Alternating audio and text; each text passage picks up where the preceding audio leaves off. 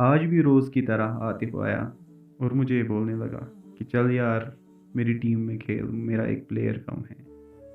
ये जानते हुए भी कि पिछले मैच में मैंने क्या कमाल किया।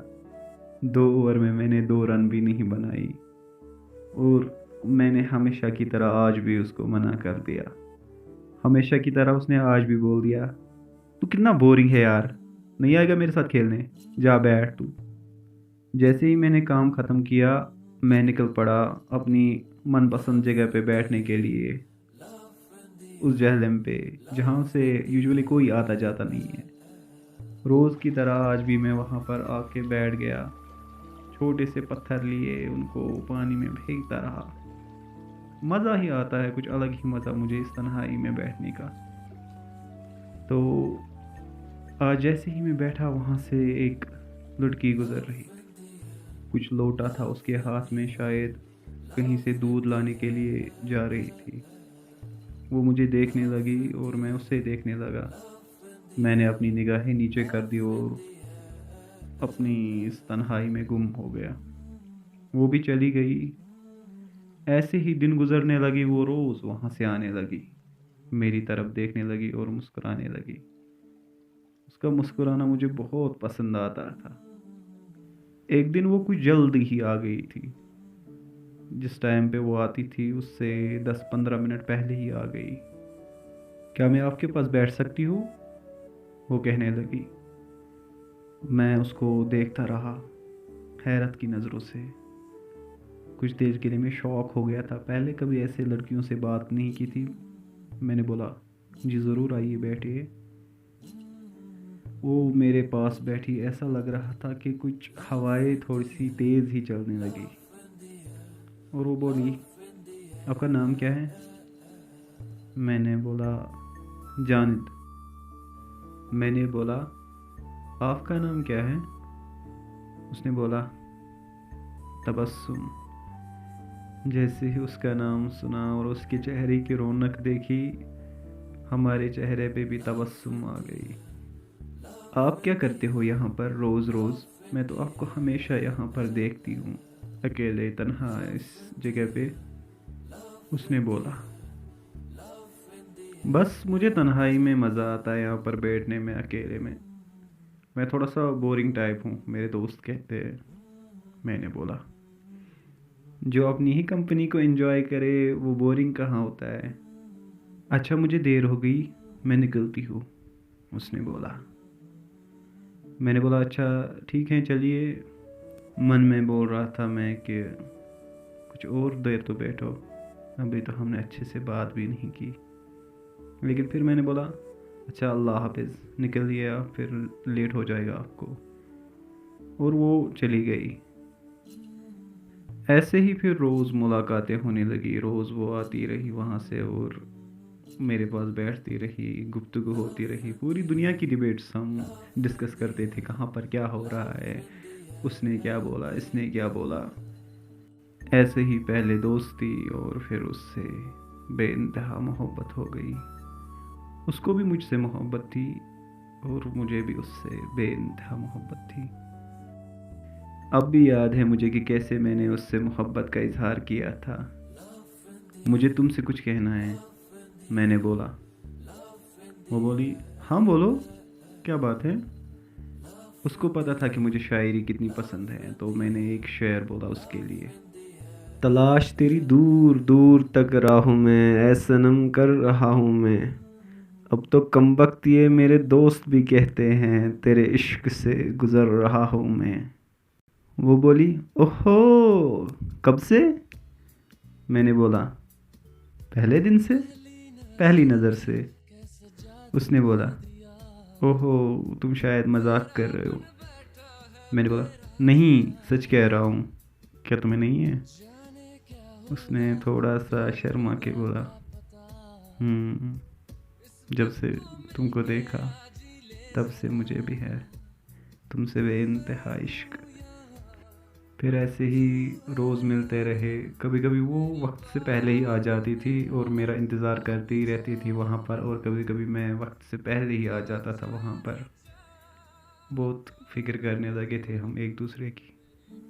आज जब वो आई, तो कुछ उसमें अजीब सी तब्दीली नज़र आई। वो कुछ परेशान परेशान सी लग रही थी। मैंने बोला, तबस्सुम, क्या हुआ, इतनी परेशान क्यों हो? उसने बोला, कुछ नहीं, ऐसे ही। तुम बोलो ना कुछ खास आज। मेरे पास बोलने के लिए ही कुछ नहीं है, तुम ही बोलो ना कुछ। मैंने बोला, पहले तो बोलो ना ये परेशान क्यों हो। वो बोली, हम जिससे ज़्यादा मोहब्बत करते हैं उससे ये बिछड़ना क्यों होता है। मैंने यहाँ से हंसा और बोला, हाँ हाँ, तुम्हें किससे बिछड़ना है? वो बोली, कुछ नहीं है, ऐसे ही बोल रही हूँ। जानिद, अगर मुझे कभी कुछ हो जाए तो तुम मूव ऑन कर लेना, आगे बढ़ जाना अपनी ज़िंदगी में, क्योंकि किसी एक शख्स के जाने से ज़िंदगी वीरान तो नहीं हो जाती। मैं गुस्सा हो गया। मैंने बोला, ऐसा क्यों बोल रही हो? कुछ गड़बड़ है? अभी बोलो ना क्या हुआ। उसने बोला, कुछ नहीं, चलो ना, करो ना कुछ बात। उसने ऐसे ही टाल दी मेरी बात, और मुझे भी लगा कुछ परेशान होगी, डिस्टर्ब होगी, तो ऐसे ही फिर हम बातें करने लगे और वो निकल गई। मैं भी निकला घर। जब दूसरे दिन में आया, वहाँ पर वेट करता रहा, वो नहीं आई। तीसरे दिन में आया, तब भी नहीं आई। अब मैं थोड़ा सा परेशान होने लगा। ऐसे ही करके एक हफ्ता ख़त्म हो गया, वो नहीं आई वहाँ से। मैं परेशान हो गया। मैंने अपने एक छोटे दोस्त को साथ लिया और हम गए तबस्सुम की तलाश में। जैसे ही हम कुछ दूर चले गए, वहाँ जहाँ का उसने एड्रेस दिया था, जब मैं वहाँ पहुँचा तो वहाँ पर उसके घर पे लॉक लगा हुआ था। तो वहीं पर पास में एक दुकानदार था। उसने बोला, बेटा, किसको ढूंढ रहे हो? मैंने बोला, ये तबस्सुम यहीं रहती है ना? तो, हाँ बेटा, यहीं रहती थी। मैंने बोला, थी, अब कहाँ है? उसने बोला, बेटा, बहुत लंबी स्टोरी है। मैंने बोला, ज़रा बोलिए, मुझे उससे काम था कुछ। उसने बोला, वो तो अब तुम्हें नहीं मिलेगी, तुम कुछ भी कर लो। वो तुम कैसे ढूंढोगे उसको? हमें भी पता नहीं अब वो कहाँ पर है। मैंने बोला, ऐसा क्या मसला हो गया था कि उनको यहाँ से जाना पड़ा? तो उसने बोला, जो तबस्सुम का बाप था वो बहुत पहले सरहद पार जा चुका था।